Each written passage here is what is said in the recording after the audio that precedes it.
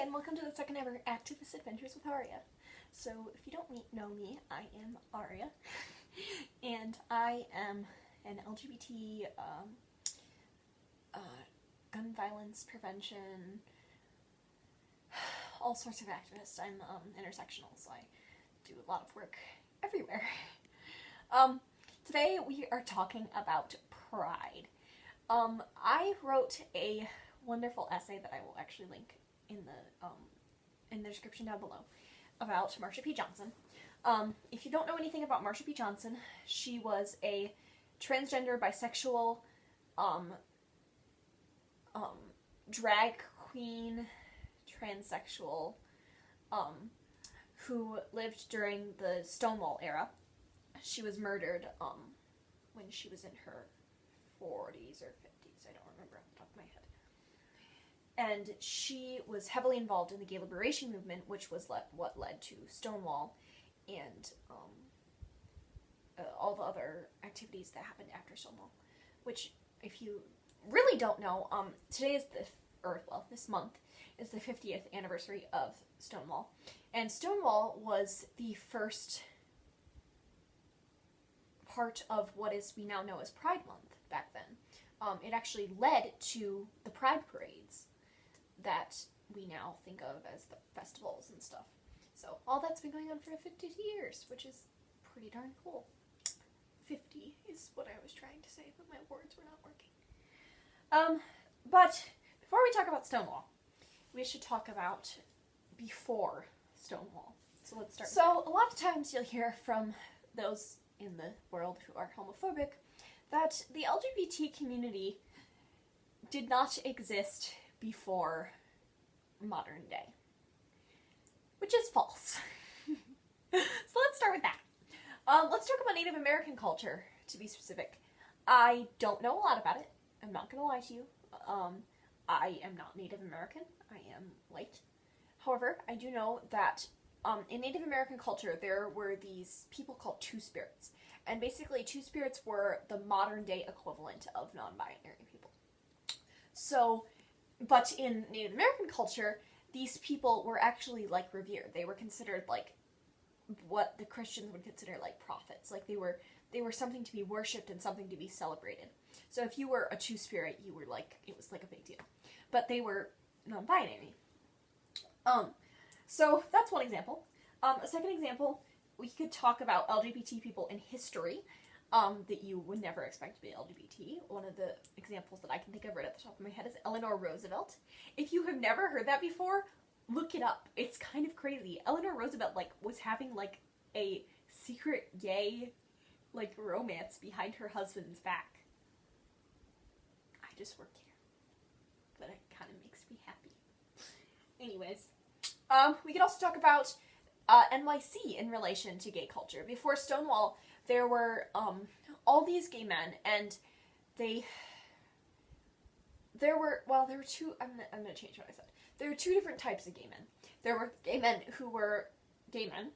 There were gay men who were involved in drag. And there were gay men who were the youth. And the youth is what I'm talking about specifically, and this is one of the things I learned in my research. These youth were very feminine, or they were considered very feminine at the time. And they were so feminine to the point where not only were they not accepted by their home life, they were also not accepted by the LGBT community. So one of the really incredible things is that Marsha P. Johnson was one of the few people who actually communicated with these youth and was actually connected to them and wanted to be around them, because there was actually a large divide between the transgender drag community and these gay men. So yeah, so there's some examples of LGBT in history. So then we get to Stonewall. And Stonewall, if you don't know, and if you haven't seen the hundreds of posts floating around, Pride was started by a riot. Pride was started by a riot. It's a thing. I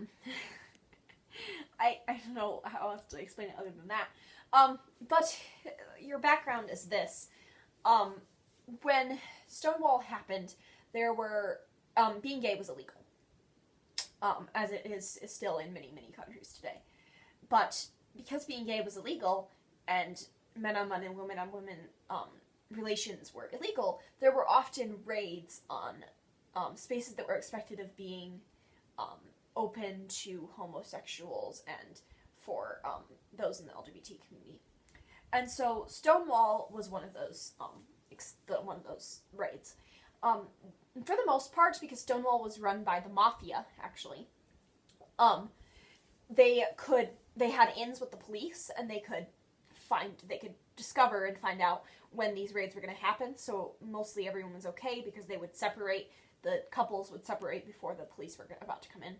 And for the most part, there would be some arrests of men that were considered too feminine, or they would check, trigger warning on this a little bit, because this is serious transphobia, but they would actually undress the drag queens and feminine-presenting men and male-presenting women and check their genitalia to find out if they matched their sex matched their gender identity.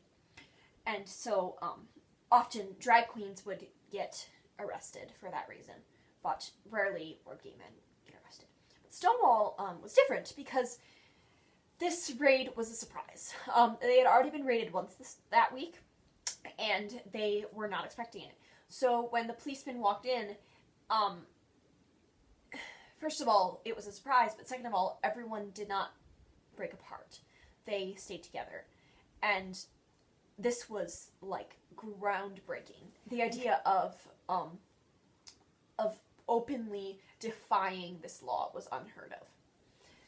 So then we can start to understand a little bit better. So that's the context. But what happened this time was the police cleared everyone out, and except the drag queens. They kept the drag queens inside to do the checking. It makes me angry just thinking about it. Anyways, and so the first drag queen comes out, and the crowd boos, and as the policemen take her to the police buggy, and they try to knock the police buggy over, but it doesn't work. So the police buggy gets away, and they call for backup because now the crowd is obviously getting restless. At first the crowd was super joyous, but when the drag queen came out, like the anger really started. So they call for backup, and then the second drag queen comes out, and this time the crowd is furious. So that's when someone throws a brick or a stone. No one is really sure what exactly it was. There's a lot of misconceptions about that brick, actually. There's no evidence of anyone knowing who threw that first brick. If you look through primary documents, no one has record of it. There's a whole book called, it's something Stonewall, that is just amazing. I have not read the whole thing yet because I just read part of it for my research paper, but I think I might actually keep reading it when I'm done making this video, because I really like it. I'm really excited about it. And so they pull the drag queen back inside, and because this brick got thrown. But once the first brick is thrown, like, everything changes. Like, the whole crowd, like, starts throwing things, and the policemen are inside with guns, and they don't want to shoot, but because they're being thrown at, they basically they shoot out the windows some, and then when the backup arrives from the original drag queen, when they tried to get the police buggy over, they break up the crowd. But that's not the end of it, because that's the other thing that people don't know about Stonewall. Stonewall was not a one-day thing. It was actually the course of about 4. And so the next few days, there's just riots after riots. And I remember one of the things that I read as I was researching was a first-hand account from a reporter who was on the side of the rebels and was actually in the crowd. And he said that when the police moved them to a corner, and because they didn't want to start a real fight, but they all the drag queens went up to the front and started dancing in front of the policemen so that they couldn't get to the rest of the crowd. And so there's all sorts of stories like that. Stonewall actually caught on fire the night of the first riot from the violence, And so, but it only took 2 days, and then they were back open because they wanted, actually it's on record that they were trying to get people off the streets to stop the riots because they were so scared that it would get them shut down entirely and that more people would get hurt. And, so yeah, that's kind of the story of Stonewall. But then Stonewall eventually leads because basically it was like the beginning of visibility.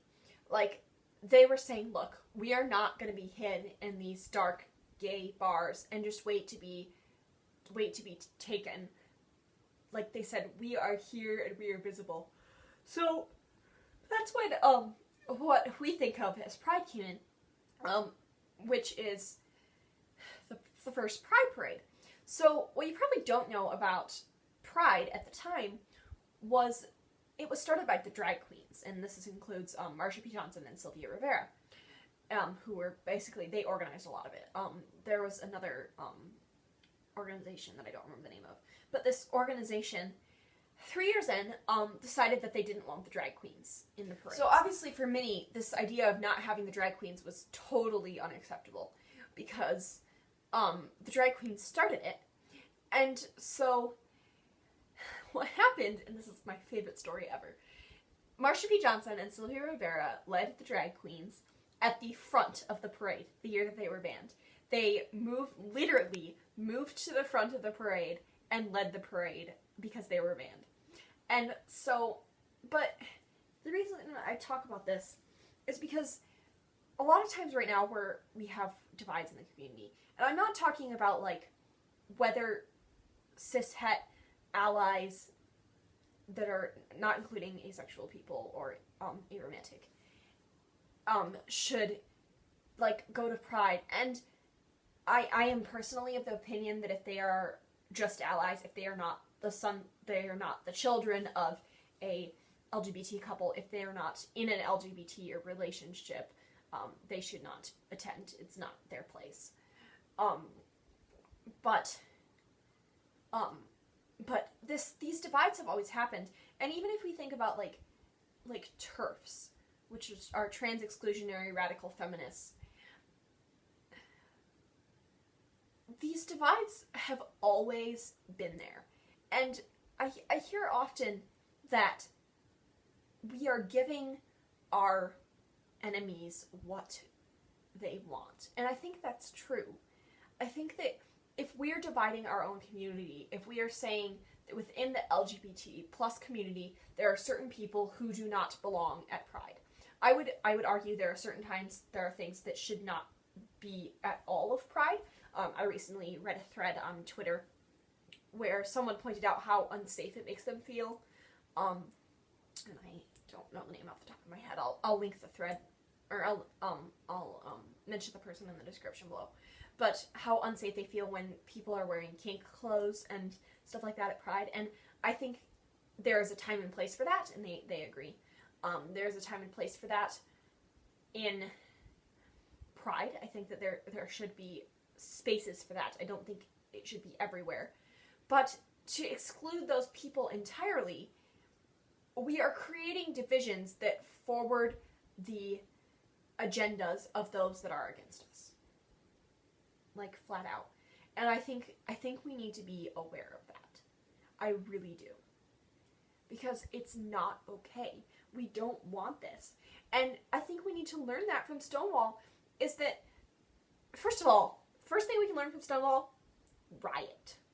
Like, look at what's happening with the Trump administration. I do not encourage violence, but non-violent, well, Stonewall was a great violent protest, obviously, civil injustice protest. I think that we need to be standing and saying, look, Trump administration, especially right now, they mentioned about celebrating Pride Month and then did not allow the government to raise pride flags across the country. I think we need to say, look, this is not okay. Because not only, that's such a small thing, but you know what it goes along with? It goes along with the transgender ban from the military. It goes along with the removal of LGBT from actually, like, the words in the government. Like, they banned any reference to LGBT people. Like, that's not okay. Like, we are people that belong in those counts. They removed us from the census. They will not count. They will not keep track of the LGBT population in the census anymore. They will keep track of whether they are citizens, but they will not keep track of them as LGBT people.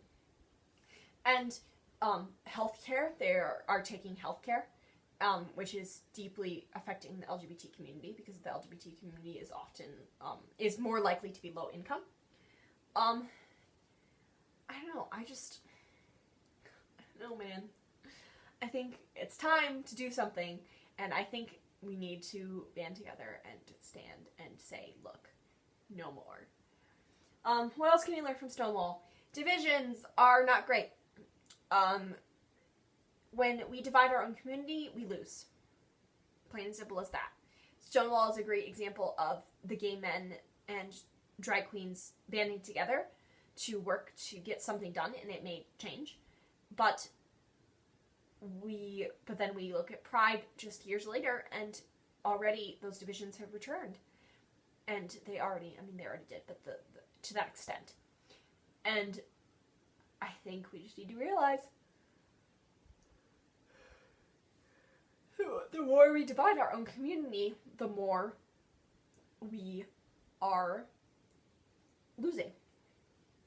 It's that simple. Sorry, side note, I have to make 3 corrections really quick. First, there were no shots fired at the original night of the Stonewall Rebellion. There was a fire hose used to break up the crowd, which was harmful, but there were no shots fired. Second thing that I should have made very clear, Sylvia and Marcia, who led the Pride parades, were Black. That is very important to know, that Pride was started by Black trans women activists. That's a very important part of our history that we must know. The third thing was Stonewall was 3 days, not 4. I forgot. I only wrote a whole paper on the subject. I also apologize for the multitude yawning. Okay, we're done now. So yeah, I don't know. Those are my thoughts. I'm sorry that this video is at such a weird angle. I'm not set up properly, and my stand is broken on my iPad case and keeps falling backwards slowly, which is why you see more and more of the ceiling and less of my head.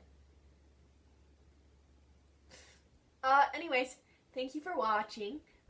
If you liked what you saw, comment some more things down below that you might want me to talk about, or talk about my opinion on, or talk about what I know.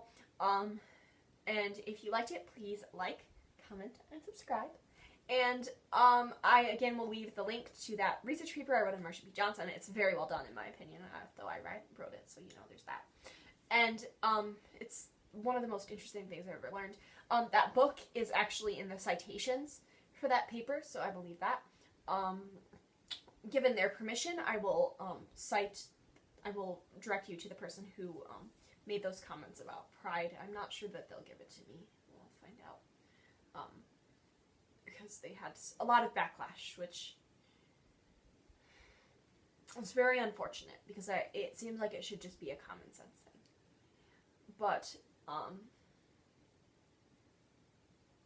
anyways, I hope you have a great day, and, yeah, that's all. Bye.